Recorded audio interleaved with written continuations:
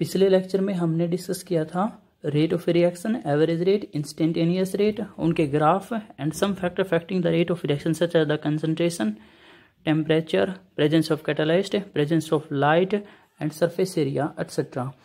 आज हम डिस्कस करने वाले हैं उनमें से पहला फैक्टर जो रेट को अफेक्ट करता है वो है हमारा कंसंट्रेशन। कंसंट्रेशन कैसे अफेक्ट करता है रेट को? हमने पिछले चैप्टर में देखा था कि रेट ऑफ रिएक्शन क्या थी, change in concentration of reactant और प्रोडक्ट पर यूनिट टाइम से। बेसिकली रेट जो होती है डायरेक्टली प्रोपोर्शनल होती है कंसंट्रेशन ऑफ रिएक्टेंट के। जितनी ज़्यादा कंसंट्रेशन होती है रिएक्टेंट की उतनी ही ज़्यादा रेट होती है। So rate of a chemical reaction at any given temperature में डिपेंड्स ऑन वन और मोर रिएक्टेंट कंसंट्रेशन प्रोडक्ट। जैसे फॉर एग्जाम्पल हमारी कोई रिएक्शन है, रिएक्शन आ रही है रिएक्टेंट और प्रोडक्ट, तो हमने पिछले लेक्चर में डिस्कस कर लिया था कि कंसंट्रेशन ऑफ रिएक्टेंट और टाइम के बीच में ग्राफ प्लॉट करेंगे तो वो क्या हमारा टाइम के साथ ग्राफ जो स्लोप है वो नीचे की तरफ, ग्राफ नीचे की तरफ आता रहेगा। This graph indicate that concentration of reactant is keep on decreasing with passage of time से। वेल यहाँ पर क्या है, प्रोडक्ट की कंसंट्रेशन वर्सेस टाइम, एंड ये हमारा बढ़ता जा रहा है। This graph show that product की कंसंट्रेशन टाइम के साथ क्या हो रही है, बढ़ रही है। So basically concentration of reactant decrease with passage of time and hence rate of reaction भी क्या होगी, डिक्रीज होती जाएगी, क्योंकि रेट जो होती है डायरेक्टली प्रोपोर्शनल होती है कंसंट्रेशन ऑफ रिएक्टेंट के। शुरुआत में रिएक्शन की रेट ज़्यादा होती है क्योंकि शुरुआत में रिएक्टेंट की कंसंट्रेशन ज़्यादा होती है, लेकिन जैसे जैसे टाइम बीतता जाता है कंसंट्रेशन जो है रिएक्टेंट की डिक्रीज होती जाती रहती है और उसके साथ ही रेट भी क्या होती रहती है, हमारी डिक्रीज होती रहती है। So rate generally increase when the reactant concentration increase. So we can conclude that rate of reaction depend upon the concentration of reactants. So सबसे पहले जो अफेक्ट स्टडी किया था वो स्टडी किया था गोल्डबर्ग एंड पेज ने इन 1867 में। हमने 11th क्लास में पढ़ा था law of mass action. Law of mass action क्या कहता है, वो कहता था for a reaction A plus B, अगर वो रिएक्टेंट में प्रोडक्ट में जा रहे हैं सी प्लस डी, तो यहाँ पर जो रेट होगी, rate is directly proportional to product of concentration of reactant. यहाँ पर रिएक्टेंट ए है और बी है, तो product of concentration of each reactant with each concentration term raise to the power their stoichiometric coefficient है। तो ए स्टोइचियोमेट्रिक coefficient है ए का, तो यहाँ पर A, and B stoichiometric coefficient है बी का, तो यहाँ पर क्या आ गया B. So rate is directly proportional to product of concentration of each reactant with each concentration term raise to the power their stoichiometric coefficient. But ये law जो हमने पढ़ा था पूरा थ्योरेटिकली बेस्ड था, इसकी कोई एक्सपेरिमेंटल वेरिफिकेशन नहीं थी। एक्सपेरिमेंटली बहुत सारी रिएक्शन में मिला कि जो रेट है, एक्चुअल रेट है, वो डिपेंड नहीं करती, जो आपकी जो रेट होती है वहाँ कंसंट्रेशन की मल्टीप्लाई होती है रिएक्टेंट की और उनकी पावर होती है स्टोइचियोमेट्रिक कोफिशिएंट। बट एक्सपेरिमेंटली ये पाया गया कि जो ये पावर है ये इन स्टोइचियोमेट्रिक कोफिशिएंट के इक्वल नहीं होती, ये हो भी सकती है और नहीं भी हो सकती है। तो आज हम इसी के बारे में डिस्कस करने वाले हैं। तो बेसिकली बहुत सारी रिएक्शंस हमने ऐसी मिली कि जिसमें जो ये वाली पावर है वो स्टोइचियोमेट्रिक कोफिशिएंट के इक्वल होती हैं, बट बहुत सारी रिएक्शन होती हैं जिसमें स्टोइचियोमेट्रिक कोफिशिएंट के इक्वल नहीं होती हैं। फॉर एग्जांपल अगर मैं कोई रिएक्शन लूँ, फॉर एग्जांपल 2HI, इसका अगर डिकम्पोजिशन कराऊँ on the surface of metal तो क्या मिलेगा H2 प्लस I2। रेट यहाँ पर एक्चुअली जो मिली वो क्या मिली, rate K is equal to that is HI की पावर 0। तो यहाँ पर आप देख रहे हो स्टोइचियोमेट्रिक कोफिशिएंट कितना है, इसका 2 है, बट एक्चुअली जो रेट मिली वो किसके इक्वल मिली, डायरेक्टली प्रोपोर्शनल टू क्या, जो कंसंट्रेशन है और उसकी पावर कितनी, 0। या कहने का मतलब है किसी की भी पावर 0 कितनी होती है, 1। तो बेसिकली रेट इंडिपेंडेंट मिली यहाँ पर कंसंट्रेशन ऑफ HI। तो यहाँ से कंक्लूड हुआ कि जो ये पावर होती है वो स्टोइचियोमेट्रिक कोफिशिएंट के इक्वल हो भी सकती है और नहीं भी हो सकती है। और भी बहुत सारे ऐसे रिएक्शंस होती हैं जिसमें स्टोइचियोमेट्रिक कोफिशिएंट के इक्वल नहीं होती है। For example reaction of H2 gas and chlorine gas है, क्या देंगी 2 हाइड्रोक्लोरिक एसिड। तो यहाँ से रेट जब देखी गई, रेट मिली डायरेक्टली प्रोपोर्शनल टू H2 की पावर 0 एंड Cl2 की पावर 0। तो लॉ ऑफ मास एक्शन के अकॉर्डिंग होना क्या चाहिए था कि rate directly proportional to concentration of this है, इसका स्टोइचियोमेट्रिक कोफिशिएंट 1 है, तो यहाँ पर भी 1 होना चाहिए था और यहाँ पर भी कितना होना चाहिए था 1। बट ये वाला जो हमें जो रिलेशन मिला है वो मिला है मुझे एक्सपेरिमेंटली। तो लॉ ऑफ मास एक्शन हमारा वैलिड नहीं था। तो इस लॉ ऑफ मास एक्शन को करेक्ट करने के लिए कौन आया था, रेट लॉ एक्सप्रेशन, जो टोटली कंप्लीटली एक्सपेरिमेंटली डिटरमाइंड है। रेट लॉ क्या बोलता है, rate law is expression in which rate of reaction is given in terms of molar concentration of reactant with each concentration term raised to the power some power which may or may not be same as that the stoichiometric coefficient of reacting species in a balanced chemical equation। क्या बोल रही है law, ये कह रहा है कि rate is directly proportional to concentration की मल्टीप्लीकेशन और उनकी कुछ power that is the x and y, और ये एक्स और वाई स्टोइचियोमेट्रिक कोफिशिएंट के इक्वल हो भी सकते हैं और नहीं भी हो सकते, किसके, स्टोइचियोमेट्रिक कोफिशिएंट। फॉर एग्जाम्पल अगर एक जनरल रिएक्शन लिखूं मैं ए अभी लिखी थी जो बी प्रोडक्ट 4 हमारा डी, तो यहां से अगर मैं रेट लिखूं according to rate law expression, rate is directly proportional to product of concentration, ये हमारा कंसंट्रेशन ऑफ रिएक्टेंट है ए की और ये बी की, with concentration term raised to the power some coefficient and these coefficient may और may not be equal to stoichiometric coefficient. यानी कि कहने का मतलब ये वाला कोफिशिएंट ए के इक्वल हो भी सकता है और नहीं भी हो सकता है। सिमिलरली वाई जो है ए के इक्वल हो भी सकता है और वाई इक्वल बी आएगा यहाँ पर, बी है यहाँ पर, तो बी के इक्वल भी हो सकता है और बी के इक्वल नहीं भी हो सकता है। अब ये जो लॉ है, ये लॉ हम जो डिटरमाइन करना हमें ये हम बैलेंस्ड केमिकल इक्वेशन को देखकर नहीं बता सकते हैं। ये प्योरली एक्सपेरिमेंटल बेस्ड है, हम एक्सपेरिमेंट करके ही बता सकते हैं कि x की वैल्यू क्या होगी और y की वैल्यू हमारी क्या होगी। For example formation of NO2 that या डिकम्पोजिशन ऑफ नाइट्रोजन पेंटाऑक्साइड की बात करूं, 2N2O5 अगर ये डिसोसिएट होगा नाइट्रोजन डाइऑक्साइड एंड O2, इसका जब रेट निकाला तो मुझे मिला directly proportional to concentration N2O5 की और पावर मिली 1। दैट मीन्स ये हमारी जो स्टोइचियोमेट्रिक कोफिशिएंट कितना था 2 था, पर पावर यहाँ पर कितनी है, केवल 1 है।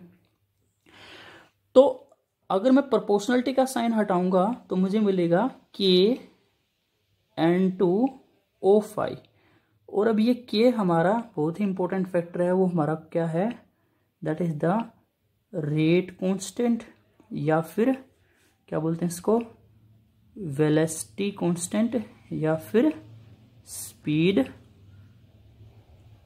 कांस्टेंट, या एक नाम है इसका specific reaction rate, specific reaction rate. तो इसी के बारे में थोड़ा सा आगे और डिस्कस करेंगे हम। जैसे किसी रिएक्शन के लिए, रिएक्शन हमारी R2 प्रोडक्ट, तो रेट कैसे लिखूंगा, that means change in concentration of R divided by time interval directly proportional to product of concentration of reactant with each concentration term raised to the power some coefficient and that coefficient may और may not be equal to stoichiometric coefficient. Proportionality हटाऊंगा तो मेरा क्या आएगा, K is the rate constant. So this equation is known as the differential rate equation, and the equation which relate the rate of reaction to the concentration of reactant is called the rate law and rate law expression। ये rate law expression जो है purely experimentally based है।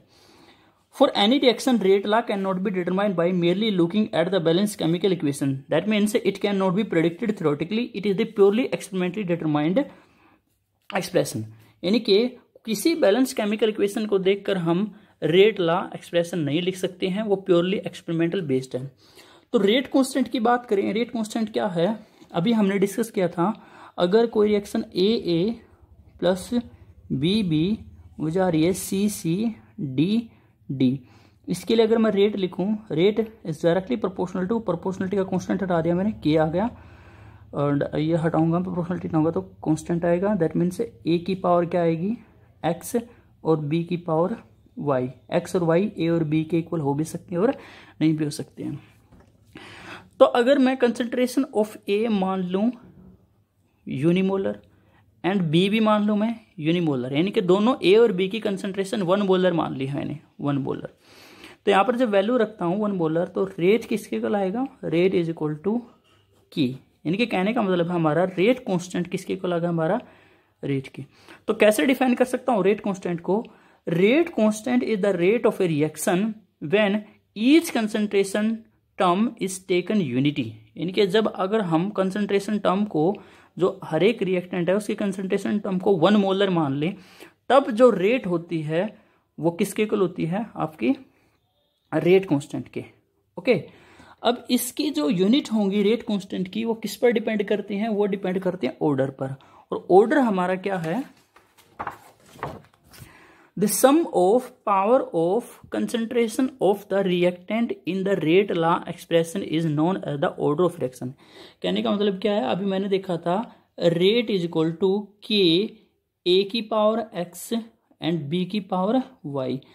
तो ये हमारी concentration term है, और concentration term की कुछ पावर है एक्स एंड वाई, तो sum of X and Y is known as order of reactions. That means order of reaction is the sum of power of concentration term, किसमें, in rate law expressions.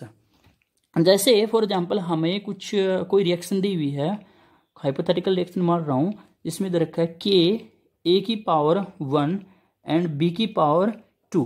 तो इसका अगर हमें कोई order पूछे तो order क्या होगा, ऑर्डर ऑफ रिएक्शन क्या है, इसकी पावर प्लस इसकी पावर, तो ऑर्डर कितना होगा हमारा, थर्ड ऑर्डर रिएक्शन होगी हमारी।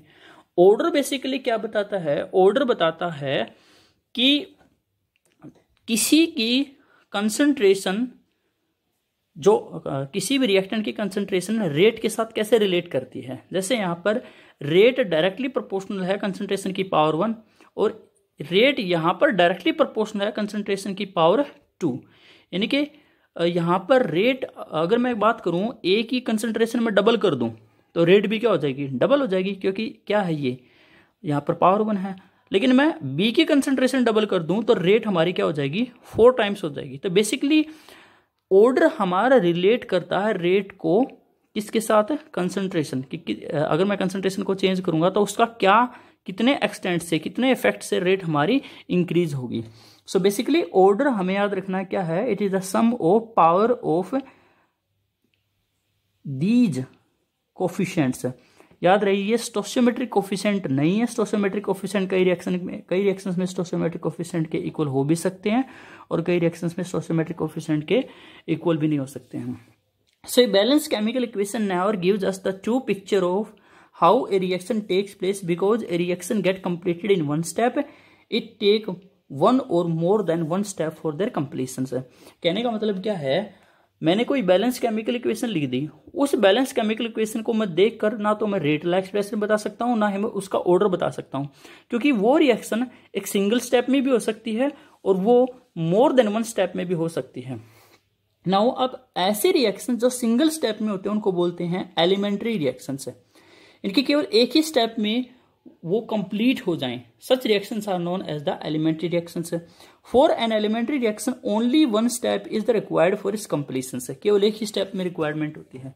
दूसरी जो टाइप की रिएक्शन होती है वो होती है हमारी कॉम्प्लेक्स रिएक्शन। कॉम्प्लेक्स रिएक्शन में क्या होता है, ऐसे रिएक्शन जो एक ही स्टेप में कंप्लीट ना हो, which takes place in more than 2 या उससे भी ज्यादा स्टेप्स है, यानी कि the reactions which do not take place in 1 steps are known as the complex reaction.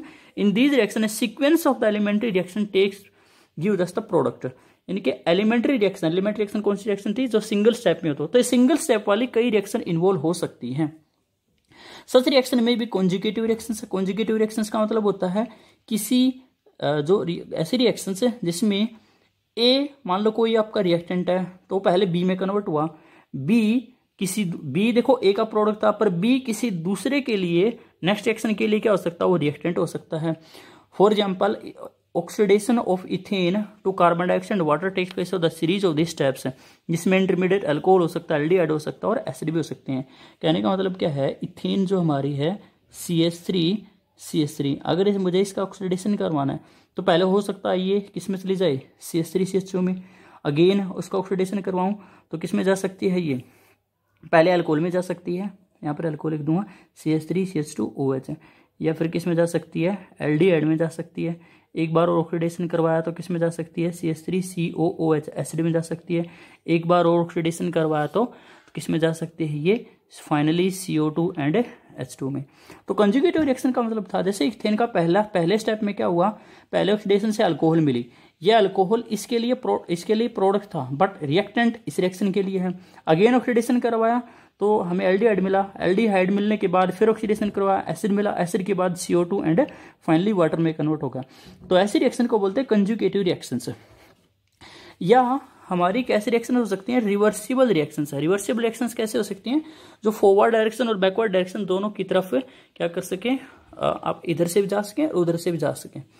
या फिर हमारी तीसरी जो रिएक्शन हो सकती है वो कैसे हो सकती है, हमारी साइड रिएक्शन से। साइड रिएक्शन क्या है, जिसमें एक ही स्पेसिफिक प्रोडक्ट ना मिले। जैसे ये फिनोल है, फिनोल का concentrated nitric acid and concentrated sulphuric acid के साथ मैं ट्रीट करता हूं तो मुझे मिलेगा पैरानाइट्रोफिनोल एंड ऑर्थोनाइट्रोफिनोल। तो दो प्रोडक्ट मिले हैं, तो such reaction are known as the side reaction, यानी कि एक प्रोडक्ट मेन और उसके दूसरा प्रोडक्ट क्या मिलता है, मुझे साइड प्रोडक्ट मिलता है।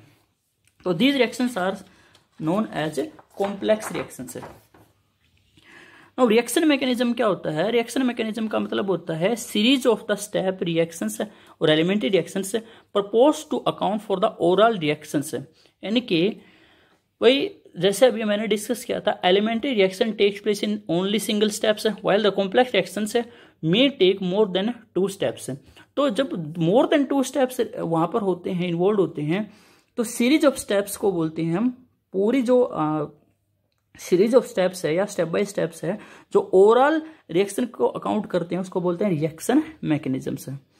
नो मोलिकुलैरिटी भी काफी इंपॉर्टेंट टर्म है। मोलिकुलैरिटी ऑफ रिएक्शन क्या होती है, the number of the atoms, ions और molecules that must collide with one another simultaneously so as to result into their chemical reactions. इसी यूनिट में हम कोलिजन थ्योरी पढ़ेंगे। कोलिजन थ्योरी क्या बोलती है, किसी भी रिएक्शन के टेक्स प्लेस के लिए हमें सबसे पहले रिक्वायरमेंट रहती है कि रिएक्टिंग मॉलिक्यूल एक दूसरे के साथ कोलाइड करें और उनका कोलिजन इफेक्टिव का मतलब है उनका कोलिजन प्रोडक्ट में रिजल्ट करे, प्रोडक्ट का बनना रिजल्ट करे। तो उसके लिए रिक्वायरमेंट होती है उनका सबसे पहले हेड टू हेड कोलिजन होना चाहिए, उनके पास सफिशिएंट अमाउंट ऑफ एनर्जी होनी चाहिए, थ्रेशोल्ड एनर्जी से ज़्यादा एनर्जी होनी चाहिए। तो मोलिकुलैरिटी का मतलब होता है एक टाइम पे कितने रिएक्टिंग मॉलिक्यूल एक दूसरे के साथ कोलाइड कर रहे हैं। जैसे अगर एक टाइम पर 2 रिएक्टिंग मॉलिक्यूल कोलाइड कर रहे हैं तो मोलिकुलैरिटी बोलेंगे हम 2, अगर 3 कोलाइड कर रहे हैं तो 3, अगर एक ही है तो उसको बोलेंगे हम यूनिमोलर। और the number of reacting species which must collide simultaneously, एक साथ एक ही बार में, in the order to bring about the chemical reaction is known as the molecularity. It help in understanding the mechanism of reactions है। Molecularity क्या हो सकती है, 1 भी हो सकती है, यानी कि एक रिएक्टिंग मॉलिक्यूल भी हो सकता है, 2 भी हो सकती है, 3 भी हो सकती है। ऑलवेज होल नंबर होगी, याद रहे मोलिकुलैरिटी कभी भी 0 नहीं होगी, कभी भी फ्रैक्शन में नहीं होगी, कभी भी नेगेटिव नहीं होगी। यूनिमोलिकुलर रिएक्शन कौन से होते हैं, the reaction in which only one reacting species is involved. For example जैसे डिकम्पोजिशन ऑफ अमोनियम नाइट्राइट है, तो इसमें कितने अमोनियम नाइट्रेट है, एक ही अमोनियम नाइट्रेट इन्वॉल्व है, तो ये है यूनिमोलिकुलर रिएक्शन है। बायोमोलिकुलर रिएक्शन है which involve the simultaneous collision between the 2 species.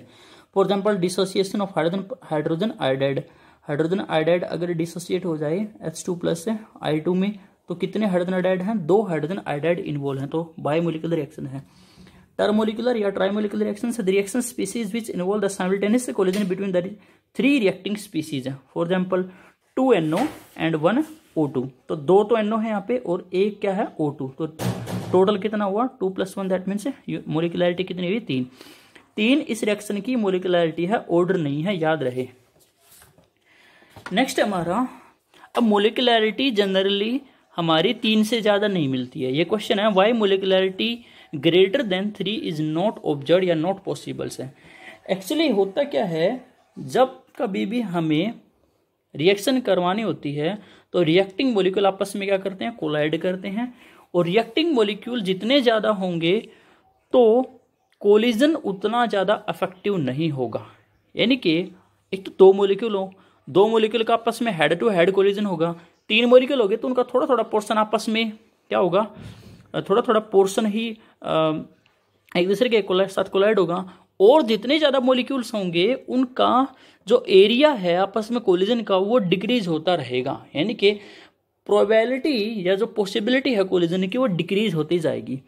So this is because the probability that more than 3 molecules can collide and react simultaneously is very small. Molecularity can be defined for the elementary reactions only. अब ये बहुत ही important line है, इतनी बार पूछते हैं इसको JEE वाले, क्या है मोलिकुलरिटी एलिमेंट्री रिएक्शन के लिए डिफाइन कर सकते हैं। Molecularity has no meaning for a complex reaction से। कॉम्प्लेक्स रिएक्शन जो रिएक्शन से जिसमें मोर देन 2 या more than 1 elementary reaction involve थी। For elementary reactions, molecularity is simply the sum of the molecule of the reacting species as represented by the balanced chemical equations है। तो एक unimolecular reaction लिखी हुई है तो इसकी मोलिकुलरिटी कितनी होगी, 2 + 1 3। इसकी कितनी होगी, only 1। For elementary reaction the order of reaction is the same as the molecularity and order with respect to each reactant is equal to its stoichiometric coefficient as represented by the balanced chemical equations है। इनके elementary reaction के लिए molecularity वही होगी जो उसका order होगा। For a complex reactions which involve more than 3 molecules in stoichiometric equation must take place in more than 1 steps। अब यहाँ पर देखो KClO3 + 6 ferrous sulphate sulphuric acid, अगर एक्चुअल में इसको देखें तो एक KClO3 और 6 7 और 3 10 है, तो यहां से मोलिकुलरिटी कितनी सेम से हो रही है 10 और ऑर्डर भी कितना लग रहा है 10, बट एक्चुअल में इसका ऑर्डर कितना होता है, सेकंड ऑर्डर रिएक्शन है। कहने का मतलब क्या है, कहने का मतलब ये है कि इतने सारे रिएक्टिंग मॉलिक्यूल एक साथ कोलाइड नहीं कर सकते। दैट मीन्स ये रिएक्शन यूनिमोलिकुलर नहीं है, ये एक आपकी बायोमोलिकुलर, ट्राईमोलिकुलर या उससे भी ज़्यादा आपकी रिएक्शन हो सकती है। फॉर एग्जाम्पल दूसरा एग्जाम्पल है आपका डिकम्पोजिशन ऑफ हाइड्रोजन पेरोक्साइड से। अब हाइड्रोजन पेरोक्साइड का डिकम्पोजिशन होता है तो मुझे मिलती है formation of water and oxygen, alkaline medium है in the presence of I- ions. तो एक्चुअल में जो रेट मिली वो मिलती है -dH2O2/dt, that is the KH2O2 and I-। ये इक्वेशन शो करती है कि rate of reaction directly proportional है आपकी H2O2 की पावर 1 और I- की पावर 1। इनके कहने का मतलब ऑर्डर जो है यहाँ पर हाइड्रोजन पेरोक्साइड के रिस्पेक्ट में भी 1 है और आयोडाइड जो आपका आयन है उसके रिस्पेक्ट में भी 1 है। लेकिन यहाँ से कितना सीम दिख रहा है कि ऑर्डर हमारा क्या हो सकता है, डायरेक्टली प्रोपोर्शनल टू H2O2 की पावर जो आपका होगा, रेट जो होगी डायरेक्टली प्रोपोर्शनल टू H2O2 की पावर 2, तो ऑर्डर कितना होगा 2। बट एक्चुअल में ऑर्डर तो 2 है पर 1 आपका जो रिस्पेक्ट में है H2O2 के और 1 रिस्पेक्ट में है आपका I- के आयंस में। तो रिएक्शन ये वाली रिएक्शन से एक एलिमेंट्री रिएक्शन नहीं है, ये वाली रिएक्शन कैसी आपकी कॉम्प्लेक्स रिएक्शन है, कॉम्प्लेक्स रिएक्शंस। तो एक्चुअल में यहाँ पर स्टेप बाय स्टेप होती है। स्टेप 1 में क्या है, H2O2 फर्स्ट स्टेप में आपका आयोडाइड के साथ रिएक्शन करता है, it will form the H2O and IO- ion. Step 2 में H2O2 का फिर से एक मॉलिक्यूल वो रिएक्शन करता है IO- आयन के साथ, it will again form H2O + O2 and iodide ion, फिर से क्या होगा रीजनरेट। ठीक है, तो ये वाली रिएक्शंस एक स्टेप में ना होकर 2 स्टेप में रिएक्शन होती है, कॉम्प्लेक्स रिएक्शन कहलाती है। अब इसके लिए मोलिकुलरिटी हम डिफाइन नहीं कर सकते। यहाँ पर जब मोलिकुलरिटी डिफाइन करनी होगी तो वो होगी स्लो स्टेप के लिए, और स्लो स्टेप ही हमारा क्या होता है, रेट डिटरमिनिंग स्टेप। यानी कि ऐसे रिएक्शन जिसमें जो एक स्टेप में कंप्लीट ना हो, तो ऐसे रिएक्शंस के लिए कौन सा स्टेप हमारा ऑर्डर को एक्सप्लेन करेगा या ऑर्डर को डिटरमाइन करेगा या वो ही रिएक्शन रेट को डिटरमाइन करेगा। तो actually slow step is the rate determining step. एक एग्जांपल के थ्रू हम इसका समझ सकते हैं। मान लो कोई कार बनाने की फैक्ट्री है, तो उस डिफरेंट पार्ट्स बनते हैं, कहीं पर बम्पर बनता है, कहीं पर व्हील्स बनते हैं, कहीं पर इंजन बनता है। तो लेट्स सपोज कि जो इंजन बनने वाला प्रोसीजर है वो सबसे स्लो है, तो पूरी कार के दूसरे स्टेप्स ही भले ही बन जाएं, लेकिन वो एक पूरी कार को प्रिपेयर नहीं कर सकते हैं।